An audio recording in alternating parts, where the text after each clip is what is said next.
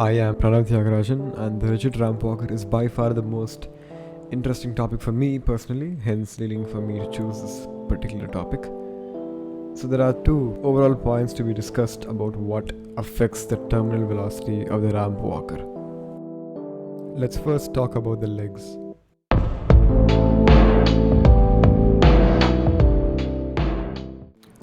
Four lines have been cut to form the legs, and the most important feature of the leg's base is to be curved outward. The legs are also supposed to be perpendicular to the body. While the walker is walking down the ramp, when observed closely, the walker tilts from side to side due to the curvature of the feet, which is also why the walker moves. If the feet were straight, then it wouldn't work at all. Going more in depth of the shifting of the walker, as the walker tilts to one side, say the left foreleg being the support leg bends backwards. This causes enough tension force for the opposite leg, the right foreleg, to propel forward and continue the motion. If the tension generated is insufficient, the walker tips over, and if the magnitude of the tension is too large, the walker won't walk. The hind legs are primarily present for support, helping to stabilize the walker. The dragging action of the hind legs, as such, regulates the speed. It prevents the walker from going too fast. However, if there was only one hind leg, or if the legs were too close to each other, the walker overall would not be very stable. Adding weights, on the other hand, can actually help some walkers to walk better. This walker of mine was constructed using cardboard and a little magic.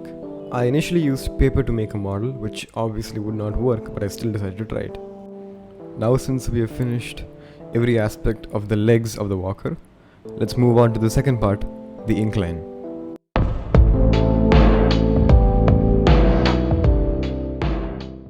So two main things are going to be spoken about, that is the surface nature of the incline and the angle of the incline. Number one, we'll go for the surface nature. If it is smooth, the walker will sort of slide down, but if it's rougher, say by using sandpaper on the smooth surface, it will walk well. So clearly friction plays a major role along with the acceleration due to gravity, of course. Now the angle of the incline is directly proportional to the speed of the walker. So if the ramp incline to the ground is more, the velocity increases proportionately, as well as the ramp velocity decreasing for the incline decreasing as well proportionately. However, too steep of a ramp can destabilize the ramp walker, as they can just tumble down or off the ramp without actually walking, and too flat of an incline can altogether prevent the ramp walker from moving without an external force, that is a push or a pull. Let's group these into four main cases. 1. The ramp angle is perfect. Let's name that angle theta 1. The walker is very stable and controlled. For a more steeper case, the angle is theta 2, and theta 2 is greater than theta 1. The walker is sort of stable and not very controlled in terms of velocity, but it still walks down the ramp. For an even more steeper case, the angle is theta 3, and theta 3 is much greater than theta 1. The walker is not at all stable and completely falls down the ramp. Finally, the ramp is very flat. The angle made is theta 4, and theta 4 is much less than theta 1. The walker does not move at all. So this experimentally proves that the angle is directly proportional to the velocity of the walker. Finally, we have a relation between the angle of the incline and a part of friction. The relation is theta is equal to tan inverse of mu, where mu stands for the coefficient of friction. The first thing to do is to draw the forces acting on the walker right here. We have downward acting mg, the weight of the object, and then we have the normal force acting perpendicular to the object. And we have friction acting in the direction opposite to the motion of the body. The angle is also theta, of the incline to the horizontal. Now the free body diagram of the walker is going to be mg sin theta acting in this direction, which will equal to force friction, and mg cos theta will be equal to normal force.